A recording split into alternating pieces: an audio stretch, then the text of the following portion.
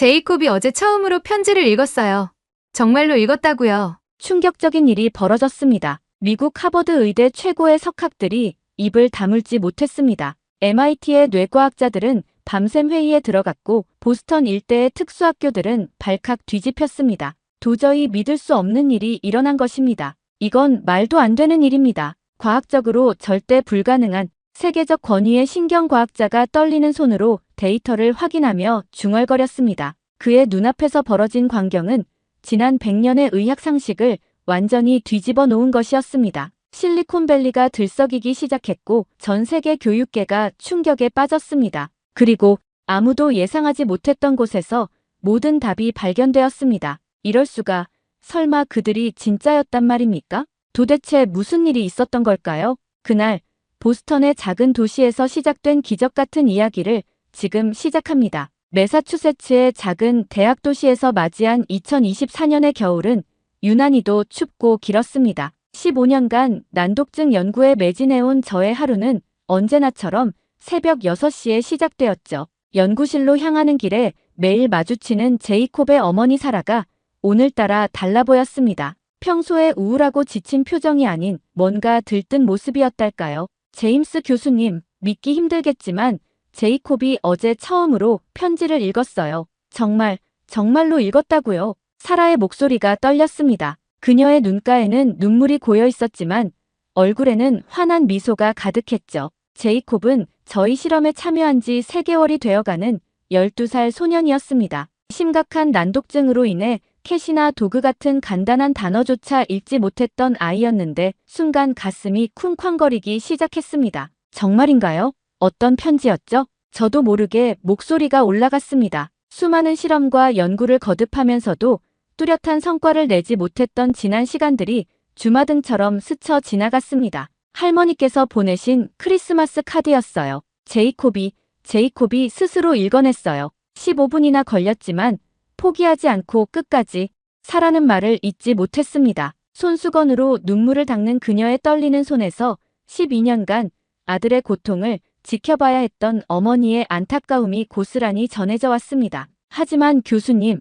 이상한 점이 있었어요. 제이콥이 영어로 된 부분은 여전히 힘들어하는데 카드에 있던 한글로 된 부분은 술술 읽더라고요. 마치 마법처럼요. 순간 제 심장이 멎는 것 같았습니다. 6개월 전 한국에서 온 유학생 김민수의 아들에게서 비슷한 현상을 목격했던 기억이 번개처럼 스쳐 지나갔기 때문입니다. 영어를 전혀 읽지 못하던 민수의 아들이 한글은 능숙하게 읽는 모습을 보고 저는 그저 모국어라서 그런가 보다 생각했었죠. 하지만 이제는 달랐습니다. 순수 미국인 소년인 제이콥이 보여준 이 놀라운 현상은 분명 한글이라는 문자 체계 자체에 뭔가 특별한 것이 있다는 증거였으니까요. 사라, 혹시 제이콥이 지금 집에 있나요? 당장 실험실로 데려와 주실 수 있을까요? 연구실로 뛰어가는 발걸음이 어느 때보다 가벼웠습니다. 도착하자마자 컴퓨터를 켜고 지난 3개월간의 데이터를 다시 검토하기 시작했죠.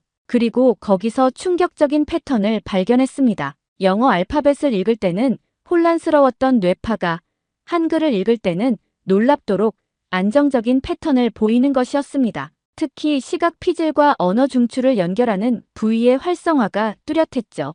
20년 넘게 신경 언어학을 연구해온 저로서도 이런 현상은 처음이었습니다. 잠시 후 도착한 제이콥은 전과 다른 모습이었습니다. 평소에 위축되고 불안한 표정 대신 뭔가 자신감이 넘치는 듯한 눈빛이 인상적이었죠. 제이콥, 이걸 한번 읽어볼래? 제가 내민 것은 간단한 한글 문장이었습니다. 나는 책을 읽을 수 있다라는 문장이었죠. 제이콥은 잠시 망설이더니 천천히 입을 열었습니다. 나는 책을 읽을 수 있다.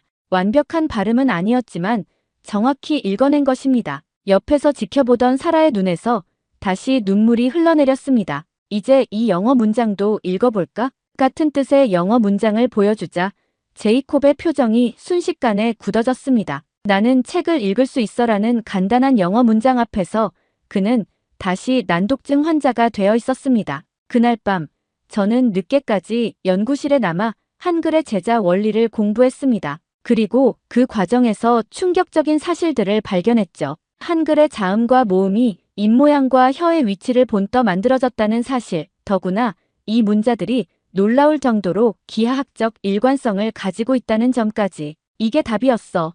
가슴이 뛰었습니다. 이것이 바로 제가 그토록 찾아 헤매던 실마리였던 겁니다. 난독증의 핵심은 시각 정보와 음성 언어를 연결하는 과정의 장애입니다. 그런데 한글은 그 둘을 완벽하게 연결하는 다리 역할을 할 수 있을 것 같았죠. 다음 날 아침 일찍 저는 용기를 내어 학과장실을 찾았습니다. 연구 방향을 완전히 바꾸고 싶다고 말씀드렸죠. 하지만 돌아온 것은 차가운 반응뿐이었습니다. 제임스, 정신이 있는 거요? 동양 문자로 난독증을 치료한다니 그게 말이 되는 소리요? 게다가 그 문자는 고작 600년 전에 만들어진 것 아니오. 그리스 문자나 라틴 문자처럼 수천 년의 역사를 가진 것도 아닌데.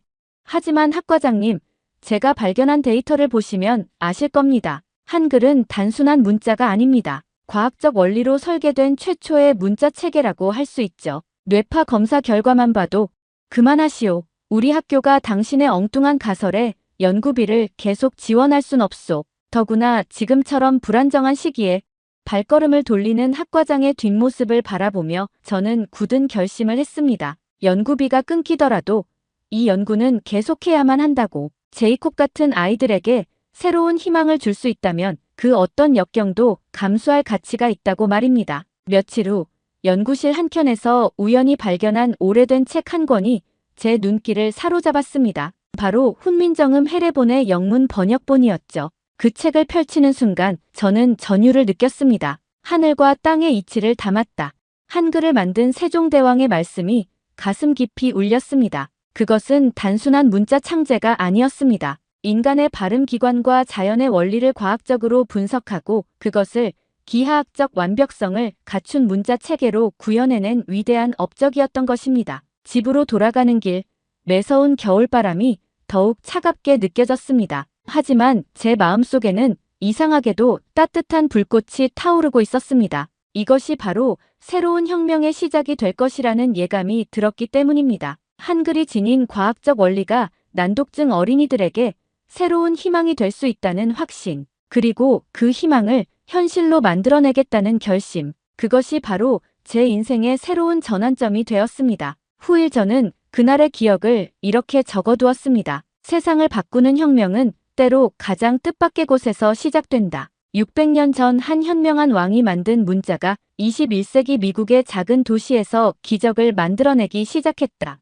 이것이 바로 진정한 한글의 힘이 아닐까? 연구비 중단 통보를 받은 지 한 달. 저는 보스턴 교회 이 작은 대학의 지하실에서 새로운 실험실을 꾸미고 있었습니다. 하버드에서 신경언어학 박사 학위를 받고 20년간 영어권 아동의 난독증을 연구해온 제가 이제는 동양의 문자에 희망을 걸게 될 줄은 꿈에도 몰랐죠. 앤더슨 교수님, 이것 좀 보세요. 김민수가 들고 온 베이징 대학 학술지를 보는 순간 저는 치가 떨렸습니다. 작년 봄, 동아시아 문자학회에서 처음 만난 왕 교수는 제 연구에 깊은 관심을 보였었죠. 사실 그때까지만 해도 저는 한글이 그저 아시아의 수많은 문자 중 하나일 뿐이라고 생각했습니다. 제임스, 당신의 연구는 획기적이요. 한중일 문자의 뇌과학적 비교 연구를 함께하면 어떻겠소? 우리 실험실의 최첨단 장비와 교수님의 통찰력이 만나면 대단한 결과가 나올 수 있을 거요.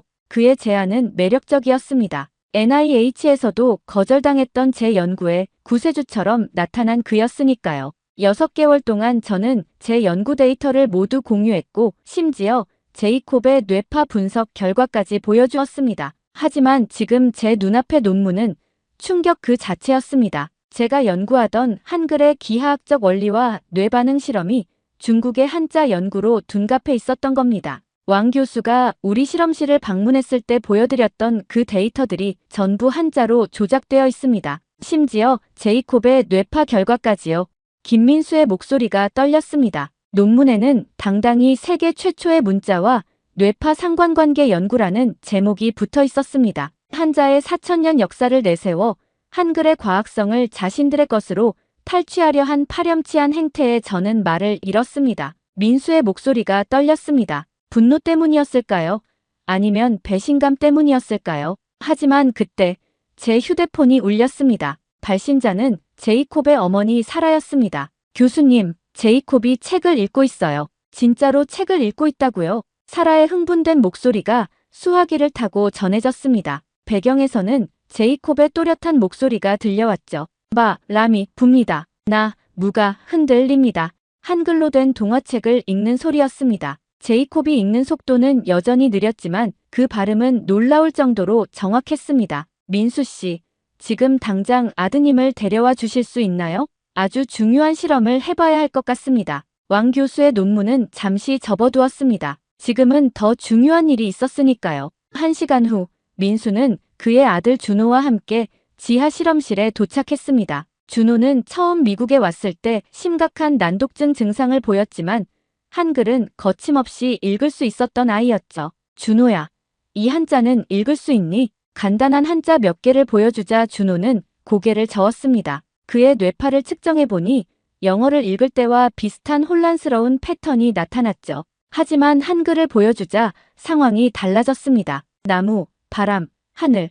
선생님, 이건 너무 쉬워요. 준호의 뇌파는 놀라울 정도로 안정적이었습니다. 특히 시각 피질과 언어 중추를 연결하는 부위가 활발하게 작동했죠. 이건 제이콥에게서 봤던 것과 정확히 같은 패턴이었습니다. 교수님, 이게 무슨 의미인가요? 민수의 질문에 저는 잠시 말을 고르며 깊은 숨을 들이쉬었습니다. 한자나 알파벳과 달리 한글은 소리의 원리를 시각적으로 완벽하게 구현한 문자입니다. 자음은 발음 기관의 모양을, 모음은 하늘과 땅과 사람의 기하학적 원리를 본떠 만들어졌죠.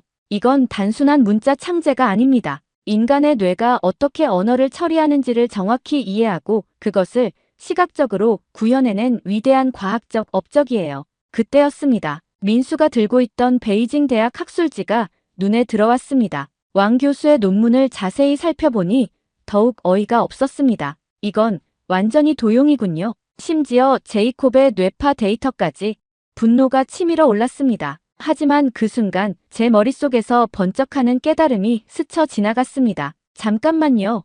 이게 오히려 기회가 될 수도 있겠는데요? 무슨 말씀이신가요, 교수님? 왕 교수가 이 데이터의 과학적 가치를 알아본 거예요. 그렇기 때문에 훔쳐가려고 한 거죠.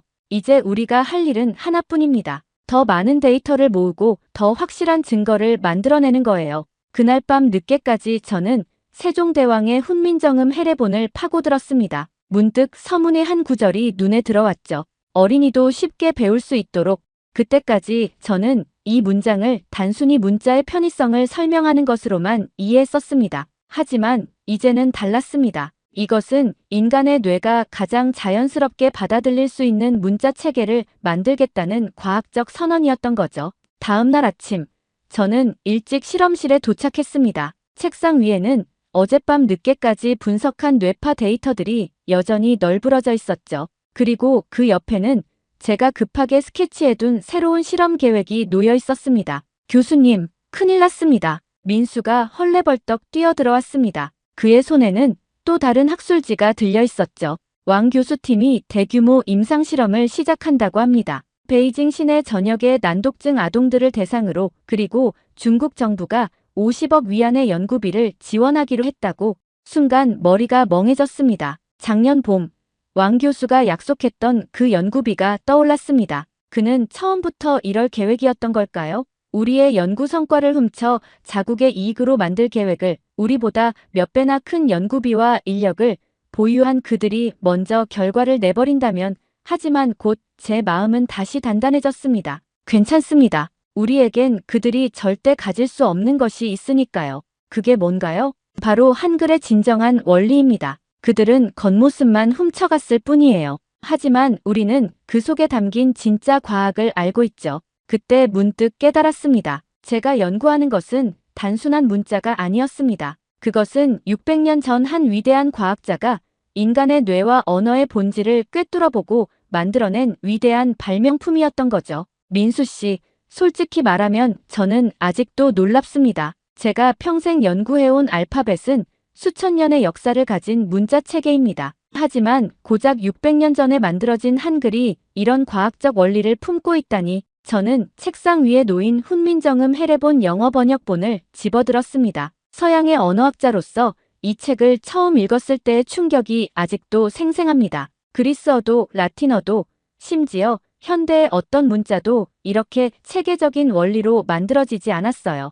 인간의 발음 기관을 완벽하게 분석하고 그것을 기하학적으로 구현해낸다는 발상. 솔직히 말하면 처음에는 이게 정말 600년 전에 가능했던 일인지 의심스러웠습니다. 하지만 교수님, 그게 바로 세종대왕의 위대함 아닐까요? 민수의 말에 저는 깊이 고개를 끄덕였습니다. 서양에서는 아직도 많은 학자들이 한글을 단순한 표음 문자로만 여깁니다. 하지만 이제 저는 압니다. 이것이 단순한 문자가 아닌 인간의 언어와 뇌과학을 꿰뚫어보는 놀라운 통찰력의 결정체라는 것을.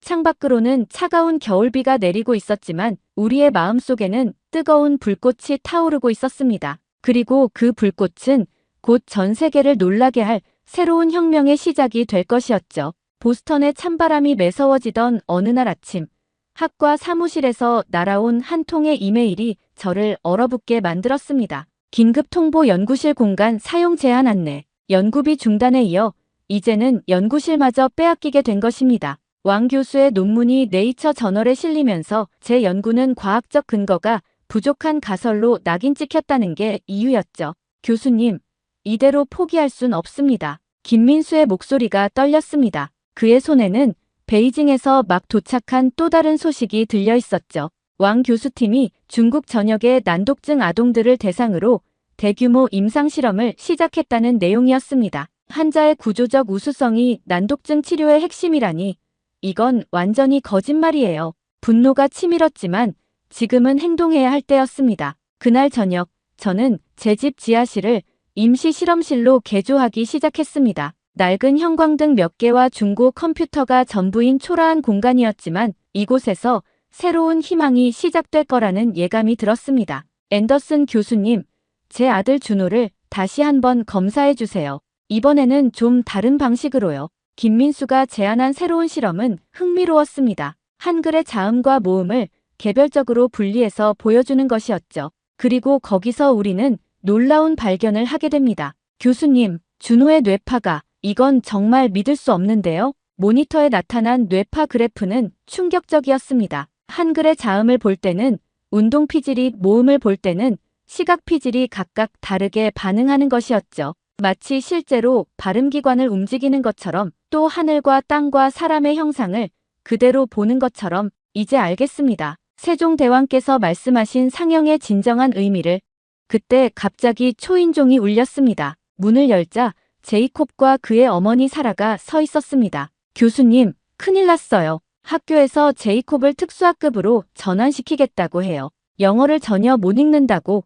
사라의 눈가에는 눈물이 고여 있었습니다. 하지만 제이콥의 표정은 달랐습니다. 그의 손에는 한글로 된 동화책이 들려 있었죠. 선생님, 제가 이 책을 읽어도 될까요? 제이콥이 책을 펼치자 지하실은 그의 또렷한 목소리로 가득 찼습니다. 옛날에 하늘과 땅이 처음 열리고.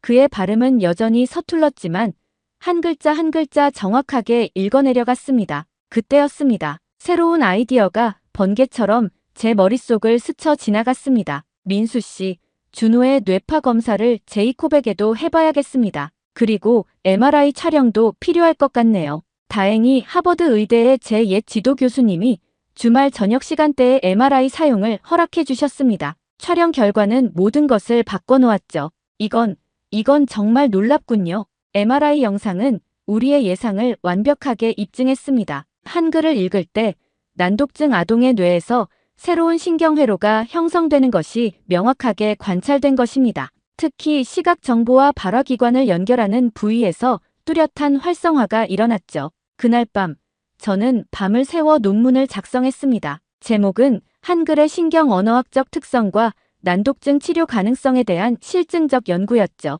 그리고 다음 날 아침, 뜻밖의 소식이 날아들었습니다. 앤더슨 교수님, 큰일 났습니다. 베이징 대학에서.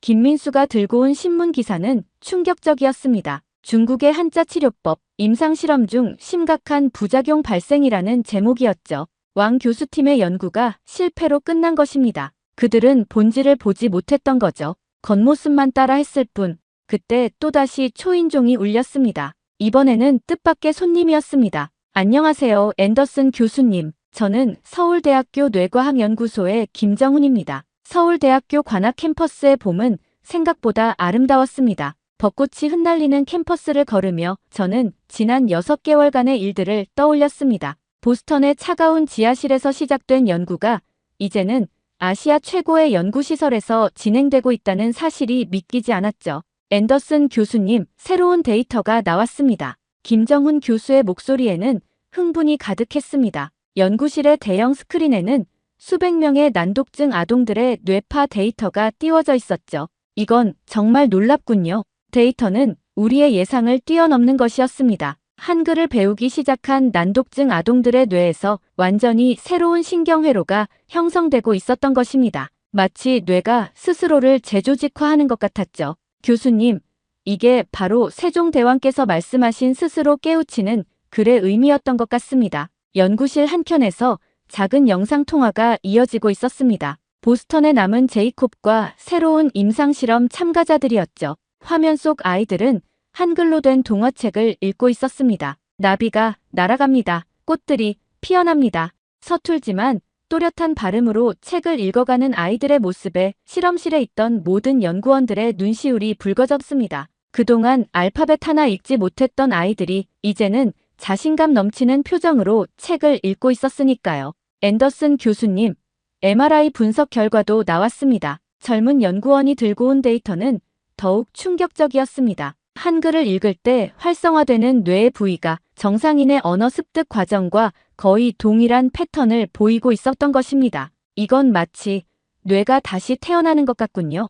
연구실에 긴 침묵이 흘렀습니다. 우리는 모두 역사적인 순간을 목격하고 있다는 것을 직감적으로 알 수 있었습니다. 알파벳이나 한자는 이미 만들어진 문자를 단순히 익히는 과정이었죠. 하지만 한글은 달랍니다. 문자를 익히는 과정이 곧 언어 중추를 재구성하는 과정이 되는 겁니다. 김정훈 교수의 설명에 깊이 끄덕였습니다. 이제야 이해가 되는 부분들이 많았습니다. 세종대왕께서 훈민정음이라는 이름을 택하신 이유도, 스스로 깨우치는 글이라고 하신 이유도, 그때 연구실 문이 급하게 열렸습니다. 큰일 났습니다. 중국 연구팀이 새로운 논문을 발표했어요. 이번에는 AI를 활용해서 조교의 말이 채 끝나기도 전에 저는 미소를 지었습니다. 걱정하지 마세요. 이제는 진실을 숨길 수 없을 테니까요. 제 자신감의 근거는 명확했습니다. 방금 전 도착한 네이처 뇌과학 저널의 심사 결과였죠. 한글의 신경 언어학적 특성과 난독증 치료 효과에 대한 대규모 임상 연구 논문이 통과된 것입니다. 앤더슨 교수님, WHO에서 연락이 왔습니다. 우리의 연구 결과를 전 세계 난독증 치료 프로그램에 적용하고 싶다고. 순간 눈앞이 흐려졌습니다. 찬란한 봄 햇살 속에서 600년 전 한 위대한 학자의 목소리가 들리는 것 같았습니다. 백성을 사랑하는 마음으로. 그렇습니다. 이것은 단순한 과학적 발견이 아니었습니다. 인류애의 결정체인 한글이 다시 한번 세상을 밝히는 빛이 되어가는 과정이었던 것이죠. 연구실 창 너머로 벚꽃이 흩날렸습니다. 그 꽃잎들이 마치 전 세계로 퍼져나가는 한글의 기적을 상징하는 것처럼 보였습니다. 자, 이제 진짜 시작입니다. 새로운 실험 데이터를 정리하며 저는 다시 한번 다짐했습니다. 이 연구가 단순한 학문적 성과를 넘어 전 세계의 난독증 아이들에게 희망이 되어줄 때까지 결코 멈추지 않겠다고 말입니다. 앤더슨 선생님, 제가 드디어 해냈어요. 보스턴의 한 공립학교 도서관에서 제이콥이 들고 온 것은 영어로 된 동화책이었습니다. 이상한 나라의 앨리스였죠. 불과 1년 전만 해도 알파벳 하나 읽지 못했던 아이가 이제는 영어 동화책을 읽고 있었습니다. 어떻게 이게 가능했는지 아세요? 한글을 배우면서 제 머릿속에서 뭔가가 달라진 것 같아요. 마치 안개가 걷히는 것처럼요. 제이콥의 말에 옆에서 지켜보던 그의 어머니 사라가 눈물을 훔쳤습니다. 제이콥의 변화는 실로 놀라웠습니다. 한글을 통해 문자 인식 능력을 회복한 뇌가 이제는 영어도 자연스럽게 받아들이기 시작한 것입니다. 교수님, 믿기지 않는 소식이 있습니다. 그때 김정훈 교수에게서 긴급한 연락이 왔습니다. 서울대학교 연구팀이 새로운 발견을 했다는 것이었죠. 한글을 배운 난독증 아동들의 뇌에서 완전히 새로운 신경회로가 형성되었습니다. 그런데 이 회로가 모든 문자를 인식할 수 있는 범용 언어 회로라는 거예요. 이것은 혁명적인 발견이었습니다. 한글이 단순히 한국어를 위한 문자가 아니라 인간의 보편적인 언어 습득 능력을 깨우는 열쇠라는 것이 과학적으로 증명된 것입니다. 선생님, 우리 반 친구들에게도 가르쳐주고 싶어요. 제이콥의 제안으로 시작된 작은 스터디 그룹은 곧 전교생의 관심을 받게 되었습니다. 난독증이 있는 아이들뿐만 아니라 일반 학생들도 한글에 매료되어 배우기 시작했죠. 이건 마치 컴퓨터의 운영체제를 새로 설치하는 것과 같습니다. 하버드 의대의 신경과학자들은 이렇게 설명했습니다. 한글의 과학적 체계가 뇌의 언어 처리 시스템을 재구성한다는 것이었죠. 특히 자음과 모음의 제자 원리가 시각 정보와 청각 정보를 자연스럽게 연결시켜준다는 사실이 밝혀졌습니다. 앤더슨 교수님, 전국 특수교육협회에서 연락이 왔습니다. 마침내 미국 교육계도 움직이기 시작했습니다. 전국의 특수학교에서 한글을 활용한 치료 프로그램 도입을 요청해온 것입니다. 하지만 모든 것이 순탄하지만은 않았습니다. 일부 보수적인 교육자들이 강하게 반발하고 나섰죠. 미국 아이들에게 동양 문자를 가르친다니 말도 안 되는 소리. 이건 우리의 교육 주권을 침해하는 행위입니다. 그러나 그들의 반발은 오래가지 못했습니다.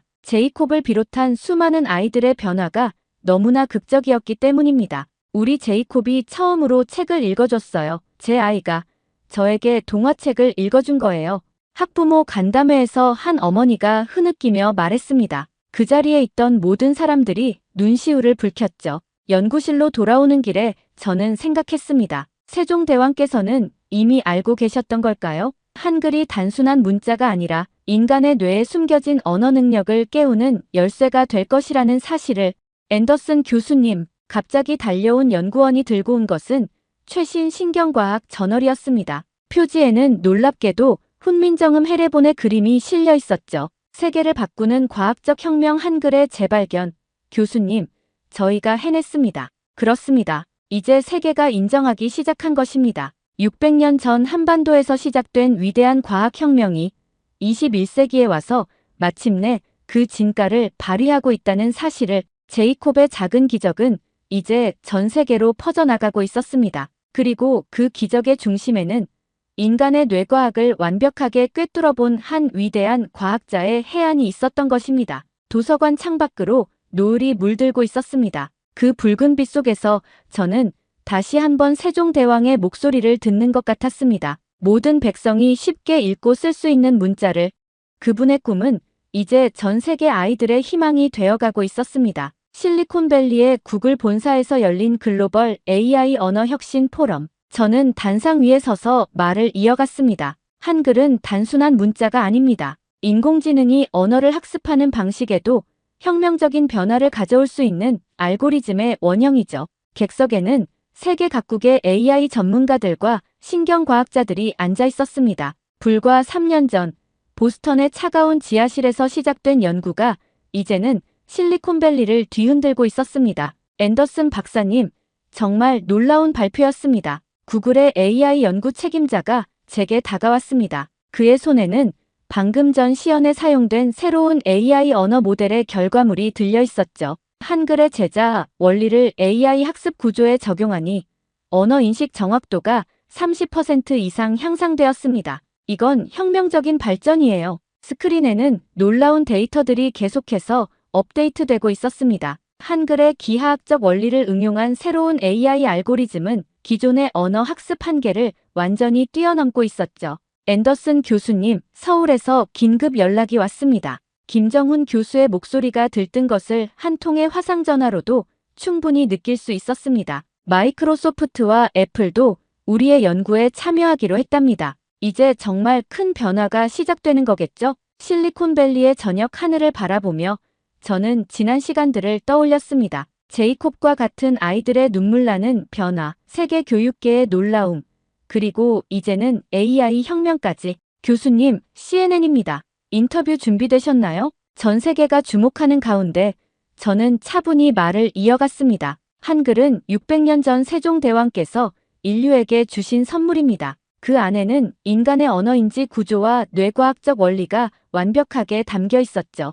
이제 우리는 그 원리를 AI에 접목시키며 새로운 미래를 열어가고 있습니다. 인터뷰가 끝난 후 연구실로 돌아오는 길에 한 통의 메시지를 받았습니다. 제이콥이었죠. 선생님, 저 이제 대학에 가기로 했어요. 컴퓨터 공학과에 지원했습니다. AI와 한글의 원리를 연구하고 싶어요. 눈시울이 붉어졌습니다. 한때 알파벳조차 읽지 못했던 소년이 이제는 AI 연구의 꿈을 키우고 있다니. 다음 날 아침 하버드 의대에서 열린 컨퍼런스에서 새로운 연구 결과가 발표되었습니다. 한글의 제자, 원리를 활용한 AI 치료 시스템이 자폐증 아동의 언어 습득에도 놀라운 효과를 보이고 있습니다. 이는 단순한 난독증 치료를 넘어 인류의 모든 언어장애 치료에 새로운 지평을 열어줄 것입니다. 연단에 올라 청중들을 바라보며 저는 깊은 감동에 사로잡혔습니다. 객석에는 전 세계에서 모인 의학자들과 함께 화상으로 연결된 수많은 특수학교의 아이들이 있었습니다. 이제 우리는 압니다. 세종대왕께서 만드신 한글은 단순한 문자가 아닌 미래를 여는 열쇠였다는 것을. 그분은 이미 600년 전에 인공지능 시대까지 내다보고 계셨던 걸까요? 청중석에서 우레와 같은 박수가 터져 나왔습니다. 그리고 그 박수 소리와 함께 전 세계 어딘가에서 새로운 희망이 피어나고 있다는 것을 저는 직감적으로 알 수 있었습니다. 창밖으로 보이는 하버드의 봄 하늘은 유난히도 청명했습니다. 마치 세종대왕께서 지금 이 순간을 내려다보고 계시는 것처럼 말입니다. 이제 진정한 시작입니다. 한글은 더 이상 한 민족의 문자가 아닙니다. 인류의 미래를 밝히는 등불이 된 것입니다. 연구실로 돌아오는 길에 문득 하늘을 올려다보았습니다. 600년의 시간을 뛰어넘어 한글은 이제 진정한 빛을 발하기 시작한 것입니다. 세종대왕님, 지켜봐 주세요. 당신의 위대한 발명이 이제 전 인류의 축복이 되어가는 이 놀라운 순간을. 오늘 이야기는 여기까지입니다. 여러분은 어떻게 생각하시나요? 세종대왕께서 600년 전에 이미 현대 뇌과학의 비밀을 알고 계셨던 걸까요? 아니면 우연히 만든 문자가 이런 놀라운 효과를 가져온 걸까요? 좋아요와 구독 부탁드리며 댓글로 여러분의 생각을 꼭 들려주세요. 이 영상이 마음에 드셨다면 주변 분들에게도 꼭 추천해주세요. 여러분의 한 번의 클릭이 더 많은 사람들에게 우리 한글의 위대함을 알릴 수 있습니다. 다음 편에서 다시 만나요.